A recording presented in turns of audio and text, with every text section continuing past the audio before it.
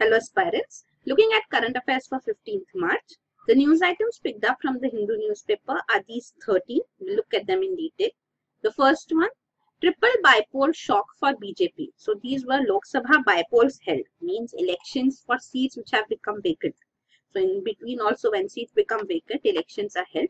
So there were elections held by polls for Lok Sabha, and these were for seats in Uttar Pradesh and Bihar. It has been seen that BJP faced shock. So in UP, there were two seats, one from Phulpur and Gorakhpur, which had become vacant.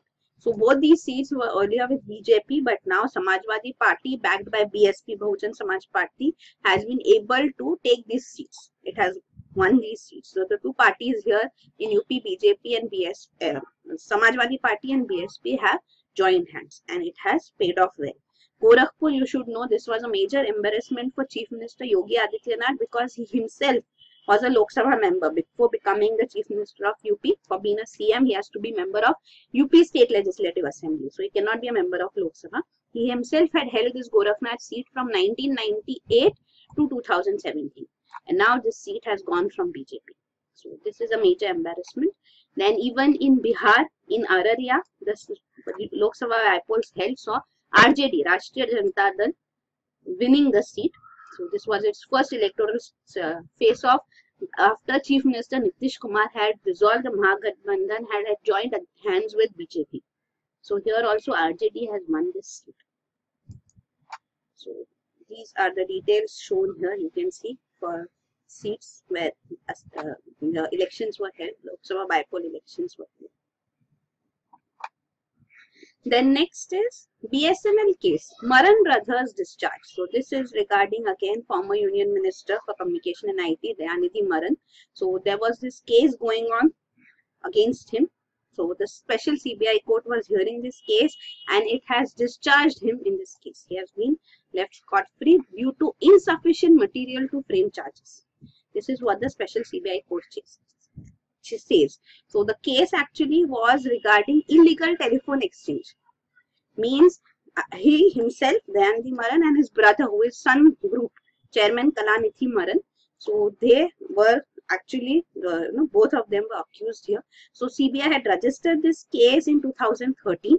The case was from the period 2004 to 2007. When Mr. Dayanidhi Maran was the Union Minister.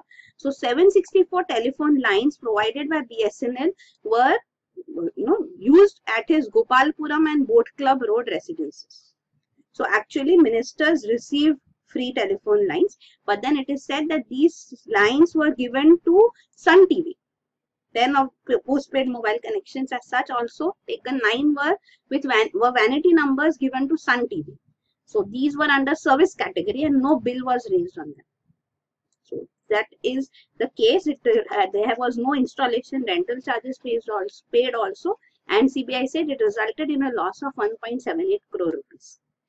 But the special CBI court said since Sun TV was not made an accused by the prosecution, then there was not enough material placed also to show that Mr. Kalanithi alone was liable. Kalanithi, who himself was the Sun Group chairman. So without Sun TV being made an accused, the prosecution's case against him is not maintainable, is what the CBI special court has ruled. So here the details of the case are also given.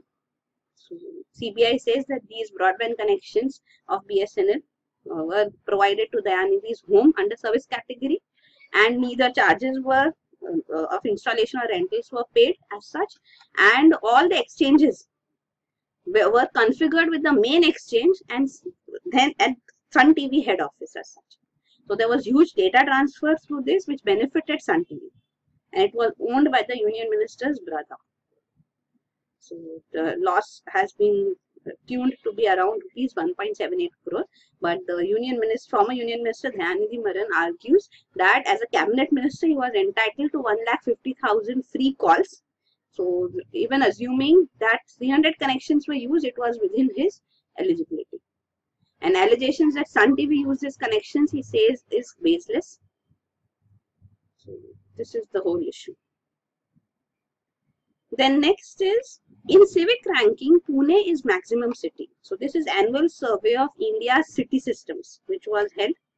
So this was done by an NGO and this Jan Agra Center for Citizenship and Democracy. So this NGO performed this survey in which it used 150 parameters to judge 23 cities in the country. And Pune has been placed at the top while Bengaluru is at the bottom. So the scoring which has come for Pune, it is 5.1 out of 10 and for Bengaluru it is 3. While internationally, cities on the same parameters when they are ranked, cities like New York and London, they get score of around 8.8. So in India, the best rank is also 5.1 for Pune.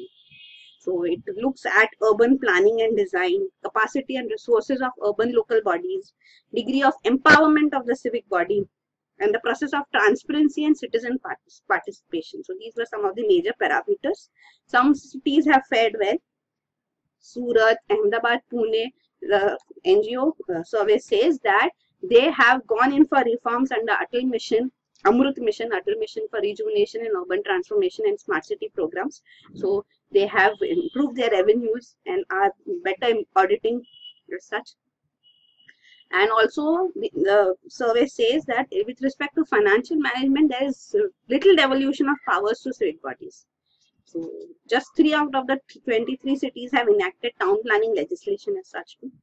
So this aspect was highlighted that there is need for more powers to be given to civic bodies. Also there was fragmented governance. It said that municipal commissioners in cities as such on an average were of having a tenure of only 10 months. While in London we see the mayor is elected for 5 years. So that aspect is also there, governance, whereas the cities in India suffer. And it says that only Mumbai and Pune are 2 cities where the elected local bodies determine urban planning. In other cities where the survey was conducted, there are parastatal bodies which conduct, urban planning, and they are not directly accountable to the electorate. So this aspect was also there. And citizens are kept out of governance. So they don't have access to important data concerning their civic life also. So this affects the quality of democracy also. So there should be platforms for citizen participation in civic matters, which is lacking in cities in India.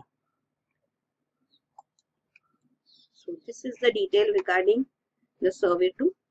The top 5 and the bottom 5 are shown. The bottom 5 is at rank 23 is Bengaluru. So this is the score of international cities too, like New York and London. Then next is the man who traced the history of time dies. So this is regarding Stephen Hawking, the Cambridge University physicist who died. So he is best known for his book, A Brief History of Time, From Big Bang to Black Holes. So this book, published in 1988, was a book on space, but in layman's language. It has sold over 10 million copies. Even in 2001, he came up with another book, The Universe in a Nutshell. So he's best remembered for his discovery regarding black holes. So black holes as such, what we understand is that when a black hole as such is something from which nothing can escape, and not even light can escape. But then he came up with this idea that there are such imaginary particles which can escape from even the black holes, and those were known as Hawking's radiations. So this was also a theory put forth by him. Much of his work is centered on bringing together the theory of relativity, that is the nature of space and time, and the quantum theory, that how the smallest particles in the universe behave. So he has explained the creation of the universe and how it is governed. So even the singularity theory given by him, singularity is the start of time, when the Big Bang happened. So all these ideas have been put forth by him. He was diagnosed with ALS, that is amyotrophic lateral sclerosis, which is a neuromuscular wasting disease, also known as Lou Gehrig's disease. So he was supposed to live for a few years, but at the age of 20 he was diagnosed with this. But then he has lived long because the degeneration was slow, and though he was wheelchair bound and communicated through a computer, he has been able to put forth these viewpoints and theories which have given him international acclaim. So this is regarding the timeline as such, you can see, which we just discussed. Then this is regarding ALS too. You should know about this disease, ALS, amyotrophic lateral sclerosis. So this is a progressive degenerative disease of central nervous system. So here arms, legs, speech, swallowing, even breathing is affected. So disease generally sets in at around the age of 60, but he was affected quite early, and it's chronic, eventually would lead to death. There is no cure as such. So here you can see the motor neurons as such in the brain and spinal cord get sick and die. So brain's ability to initiate and control muscle movement is lost, which results in gradual decline in strength, leading to paralysis of more and more muscles and eventually death. So this is ALS. Then next is neutrino project gets environmental nod. So this is regarding India-based neutrino observatory project. So this neutrino observatory project has been lying, awaiting approval for a long time now, and finally now it has got a fresh lease of life given by the Ministry of Environment and Forest. It has been taken up as a special case and environmental clearance has been granted to it so that the lab can be set up in Bodhi West Hills in Tamil Nadu.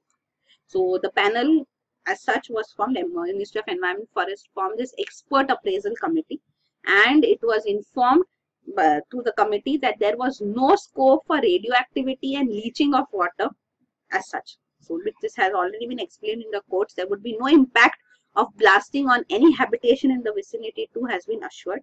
So that is why environmental clearance has been given, but there are certain conditions which have been put forth on it too. So two specific conditions which are there, key conditions are that consent to establish and operate the INO, India-based Neutrino Observatory, should be obtained from Tamil Nadu Pollution Control Board also. Earlier, it was said that Jayalalitha, when she was the Chief Minister from 2011 to 2016, for years she was sitting on the file. The Tamil Nadu Pollution Control Board sat on the file and did not give approval. And the INO team also has to obtain the necessary Forest and National Board of Wildlife clearance. So this Shola National Park, Mathiketan Shola National Park in Kerala is just 5 kilometers away from the project site. So this clearance would also be required. So these are the details you can see. Also, it has been claimed that the proposed site for INO, it forms part of the catchment area of various streams that contribute to the Vaigai watershed. So that's why approval has been delayed now. But since it's a project of national importance, the Ministry of Environment and Forest has decided to take up the proposal at the central level, and as a special case, it has granted environmental clearance, but with 17 conditions. So these 17 conditions are mentioned here. The top two we just discussed. Other aspects are also there, like structural safety for buildings, clearances taken, disaster management plan, etc. as such. Local bylaws on rainwater harvesting should be followed, and so on. So what are these India-based neutrino observatory means? What are these neutrinos? You should understand. So neutrinos actually are everywhere. They are generated by a variety of processes. The 3 examples given here: when hydrogen nuclear fusion takes place to form helium on the sun, then neutrinos are generated.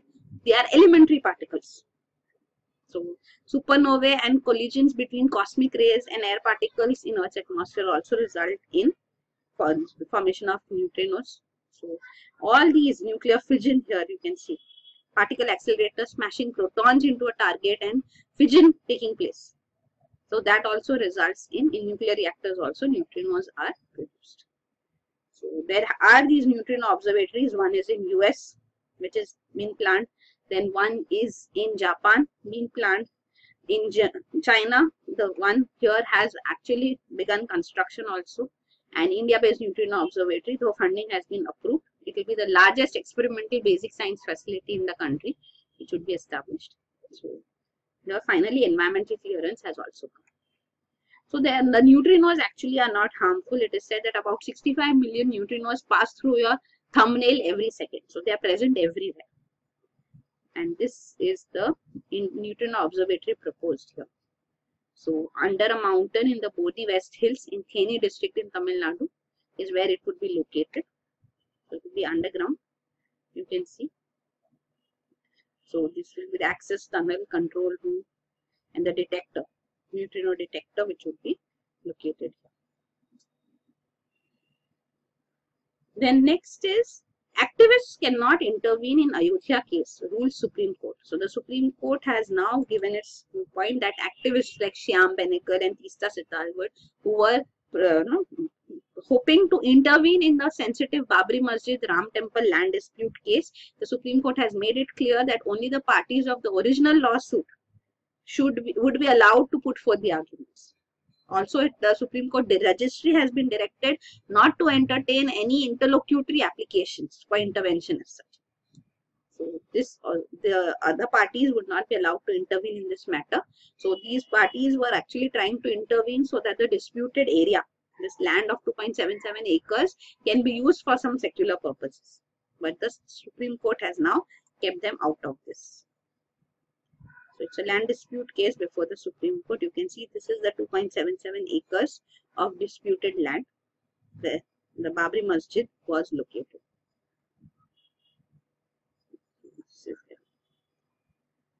Then next is Lok Sabha passes finance bill without discussion. So the finance bill, which is part of the budget. So the budget actually being passed means appropriation bill and finance bill being passed. So this finance bill has been passed by the Lok Sabha without discussion, and it was passed with 21 amendments, some of which were with respect to even the controversial LTCG tax, long-term capital gains tax. So these amendments have been done. So because there has been huge ruckus in the houses as such presently because of the opposition protesting, so the finance bill was also passed without discussion. So this you should know. So the LTCG, the amendment which was done for it was that the grandfathering of gains, which was proposed till January 31, 2018, will now be incorporated in the computation of the gains itself, not for the computation of tax. The LTCG tax is at the rate of 10%. What is LTCG? We'll go through it once again. We had discussed it when we discussed the budget. So when you invest in stocks or mutual funds, so there is short-term capital gains tax too, and now long-term capital gains tax has been introduced in this budget. So short-term capital gains is for assets which are sold before 1 year. Means you buy the asset and then you sell it within 1 year. So that is short-term capital gains tax, which is at 15%. And long-term capital gains tax is when you sell it for after 1 year. So when you hold the asset for at least 1 year. So that is LTCG, which has been introduced now. And this will be applicable only if your profit is above 1 lakh rupees. And the LTCG rate would be 10%. But when profit is less than 1 lakh, then there is no tax on it. So this is long-term capital gains tax. So here it was said that grandfathering would take place. Grandfathering means as on 31 January 2018, whatever stocks you had, they would be grandfathered. So if the price of the stock dips below the price of 31 January, then you don't pay any taxes. But if the price increases, then tax is liable. So here now it has been said that grandfathering would be done for the entire value of the stock gains as such. So what are the gains as such? That would be computed through grandfathering. So term grandfathering basically means exempting. So exemptions which are given, so this will be for till 31 Jan 2018. So another change which has been brought in through the finance bill is that the rules regarding how startups can avail tax deduction. So startups are encouraged in India. Startups are allowed 100% deduction of profits for any 3 years out of the 7 years from the year of their incorporation. But this 100% deduction as such means 100% deductions of profits, means no tax are liable on them. This also had a condition that the startup should have a turnover not exceeding rupees 25 crore in every year of those 7 years. So for the first 7 years, any 3 years you can get tax exemption, but then the turnover should not exceed 25 crores in any of the 7 years. So now the change which has been made is that this not exceeding annual turnover not exceeding 25 crores would be applicable only for the years in which exemption is sought. So this relaxation for even startups has been proposed in the Finance Act bill and which has been passed now. So they have been passed by the Lok Sabha. So here the details are there regarding startup also you can see. Earlier the startup was defined as up to 5 years from the date of its incorporation, which has been extended to now 7 years. And here this has changed presently, point B.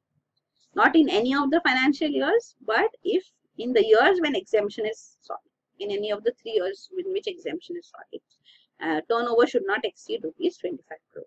And of course, startup definition basically means it's working towards innovation, development, deployment, or commercialization of new products, processes, or services driven by technology or intellectual property. Then next is 12,477 crore released to AP, says Centre. So the government has informed the Parliament that 12,476 crore rupees have been released as special assistance to Andhra Pradesh. So this is in the context of Andhra Pradesh seeking special status as such, and it has also got its 2 MPs, 2 ministers as such. They have resigned as such from the central government too. So the government is now informing the Parliament that this is the assistance given to Andhra Pradesh. Even 2,500 crores in this is for establishment of new capital for the Andhra Pradesh state, because Telangana has got Hyderabad now. So Andhra Pradesh is building its new capital. So this is Amravati. So this is the funding provided by the centre. So under Andhra Pradesh Reorganization Act of 2014, the provisions are being implemented. The centre is working with the state government. Also, it has said that in establishment of several institutions and projects which are mentioned in the act, for that also government has started work. So it says it calls for division of employees too, because Andhra Pradesh as a whole state had employees under it, but now when the state was bifurcated into 2 parts, Telangana and Andhra Pradesh, the employees also had to be divided. So all this has been undertaken by the government, central government. Even the 14th Finance Commission, it says, has already enhanced devolution from centre to the state for as such. So 32% of central government's tax revenues go to the state for all states. But in case of Andhra Pradesh, the 14th Finance Commission also recommended that the central government should provide the revenue deficit grant. So this revenue deficit grant of 22,113 crore for a period of 5 years was also proposed for Andhra Pradesh by the 14th Finance Commission. So here also it has said that funds have been released to the Andhra Pradesh for the 2 financial years 15-16 and 16-17. So this central government is trying to show steps which it has taken to implement the Andhra Pradesh Reorganization Act. But of course, more needs to be done. So here you can see the details also provided with respect to Telangana state and Andhra Pradesh. Both pending issues and issues resolved by centre are listed out. Then next is lightning damages J&K shrine. So this is regarding the shrine of a 13th century Sufi saint, Baba Farid. So this saint is revered by both Muslims and Sikhs on both sides of the LOC, line of control, but this shrine has presently been extensively damaged due to lightning. So it was a structure made of stone and wood. So its shrine is over 300 years old. Baba Farid is said to have spent around 40 years here in Uri. His major shrine is located in Pakpatan in Pakistan. So that is the shrine. But here, since he had spent time here, there is a shrine of Baba Farid here too. So you should know about Sufism too in culture. This also forms a part. So Sufism, it is in Islam as such, it believes basically like the Bhakti movement in Hinduism. We have in Islam the Sufi movement. So Sufism believes in monotheism, only one God. It believes in equality, respect to all religions, and reaching out God through love and devotion. It strives that people should strive to be a good Hindu or a good Muslim and lead a pure life. There is this guru, peer, which is there in Sufism. So that is a person who would guide a person through spiritual path. And devotional music, Qawwali, is also a significant part of Sufism. And regarding Baba Farid, so is known as Khwaja Fariduddin Ganja Shakar or Baba Farid. So he was a Sufi saint of the Chishti order. So there are various orders in Sufism too. So Chishti order is the most prominent one. Even Hazrat Khwaja Moinuddin Chishti, whose shrine is located in, the dargah is located in Ajmer in Rajasthan, is a Chishti saint. So he was from Punjab. He had, his peer was Qutubuddin Bakhtiyar Kaki, the Sufi saint, who after whom the Qutub Minar is also named. So this is there. He finally died in Pakpatan in Pakistan, where he had settled. And you should also know that Faridabad in Haryana is named after him, Sufi saint, and his hymns are also part of Guru Granth Sahib, the holy book of the Sikhs. And this is some fact that there were some Sufi women saints also, so you should know about them. Daughter of Sheikh Moinuddin Chishti, Bibi Jamal, then mother of Baba Farid is also Muslim Sufi woman saint, so Bibi Karsum Masuma.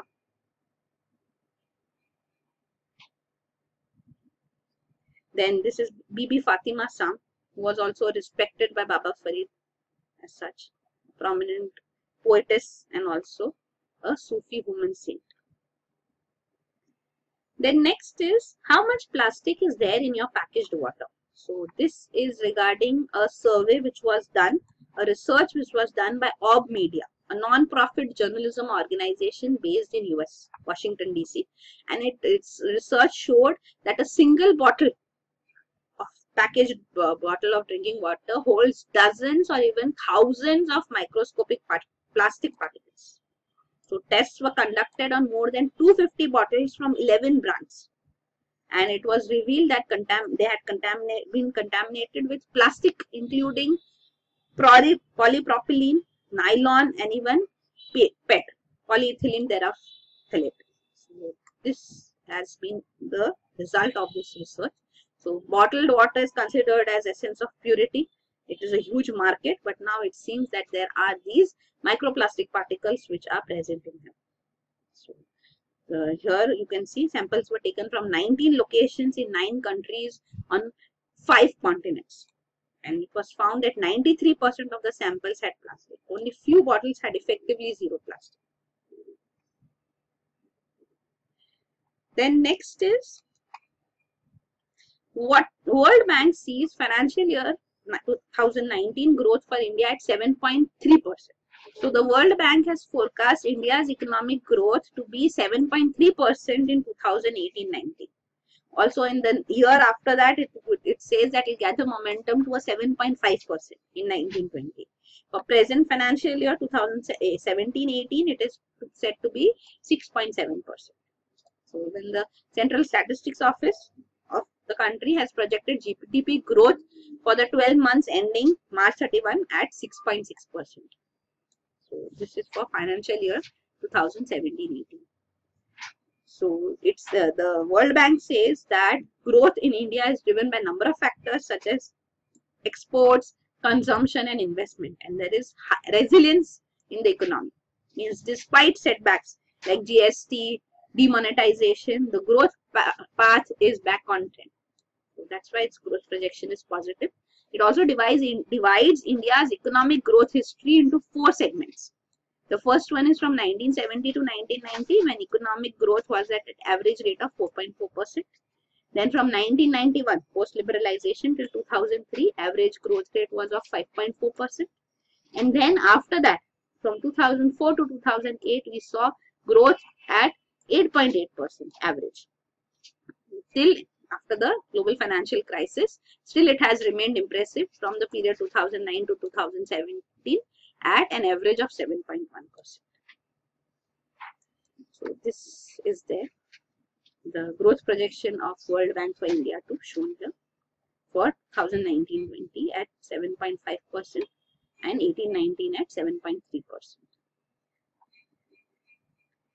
Then next is warming may threaten half of species in 33 key regions. So this is a report which has been published which focuses on 33 so-called priority places in the world which host some of the world's richest and most unusual terrestrial species, including iconic species, endangered and endemic species of plants and animals. So these include various regions from across the globe, including even the eastern Himalayas of India. So you can see South America, South Africa, Australia, etc. mentioned here. So in these 33 so-called priority areas, it has been seen that in the worst case scenario of global temperatures rising above 4.5 degrees Celsius over pre-industrial levels to the lowest projection of a rise of 2 degrees Celsius over pre-industrial revolution levels, the warming would have significant impact. It could place 25 to 50% of species in these regions to risk of localized extinction within decades. Even under the Paris Agreement of 2015, where countries have pledged voluntarily to reduce emissions, these pledges, even if they are met, scientists say that warming would take place over 3 degrees Celsius above pre-industrial levels. So means the climate change would take place, sea levels would rise, and superstorms, floods, droughts would take place, which would result in risk to these 33 priority places. So it may put a significant part of these species to threat.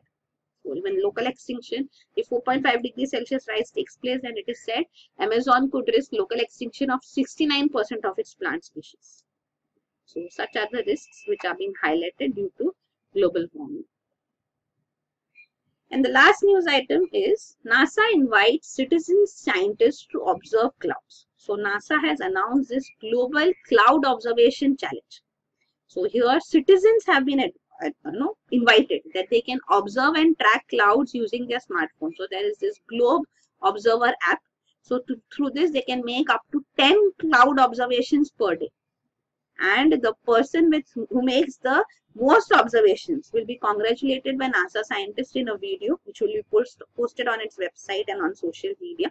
So here this initiative has been taken for citizen participation because NASA already has its instruments in place, the clouds and Earth's radiant energy system. This is the system which is in place for observations. So these instruments use advanced technology, but it is not always easy for researchers to positively identify all types of clouds in the images which are sent. So whether it is a cirrus cloud or whether it is only snow, and especially when the cirrus clouds are above a surface with patchy snow or snow cover, then it becomes difficult to distinguish between them in these images. So if citizen scientists could, put in the data, cloud data as such, then this valuable information can be used to help validate the data which they get from Earth observing instruments like CIRIS. So this initiative has been taken. This is open. Challenge is open for a month from March 15, 2018 to April 15, 2018. So this is regarding that. So these are the news items. Thank you.